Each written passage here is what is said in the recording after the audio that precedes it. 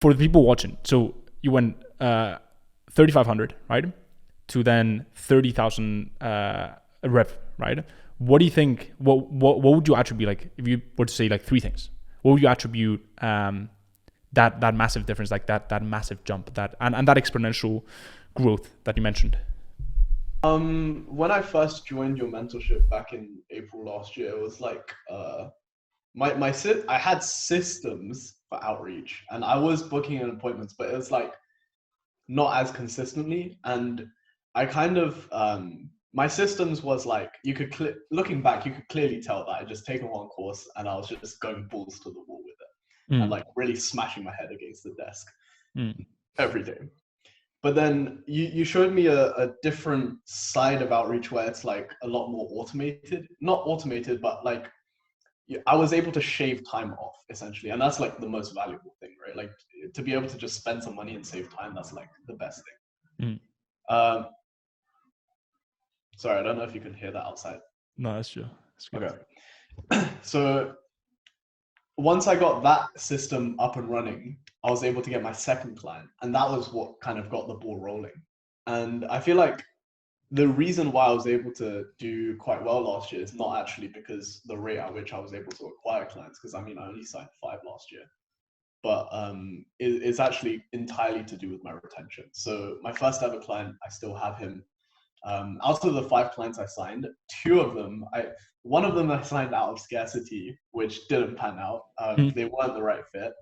The second one was I don't know. I feel like the client just kind of got jaded by how good the results were, and then when they started to dip a little bit, they just kind of was like, "Oh, we want better," and left, because we were turning 50K into a 320K, and then second month we turned 50K into 269K or something, and then Yeah. 50K into 220K. Yeah. But they pegged the result on the initial, but that's because they had like a huge retargeting pool of audiences that they just Yeah. didn't target. This So is it's like, the one you told me oh, about, right? With the what was it, like, the it was either the jewelry or the meat. jewelry, The meat. jewelry. Okay, the jewelry. Okay, cool. So I did not expect them to leave us, because so that was really what kicked me in the teeth. Like Yeah. the client that I signed out of scarcity, I get it. You know, results weren't there. They, to be honest, they just weren't qualified for paid traffic. Like Mm. one of the really important things to take away from that experience, for me at least, is like, if a client isn't currently qualified, don't sign them no matter what they tell you. Like, oh, we're going to change and improve the website conversion rate in the next Mm. couple of weeks and all this. Just don't sign them, because they're not going to do it unless you do Mm. it for them, you know? It's like in a relationship, right? Like if you get into a relationship with someone, it's like, oh, I'm gonna change this person. Nah, you're not. You can only amplify that person, or you can, I don't know, maybe change their mindset, but you cannot change their core foundational. Their description. And we even designed product pages for them, like on a graphic design. Like all you had to do was just plug it into your website, and that was it. Yeah. Didn't implement it. So it was just like, okay, Yeah. we tried our best, whatever.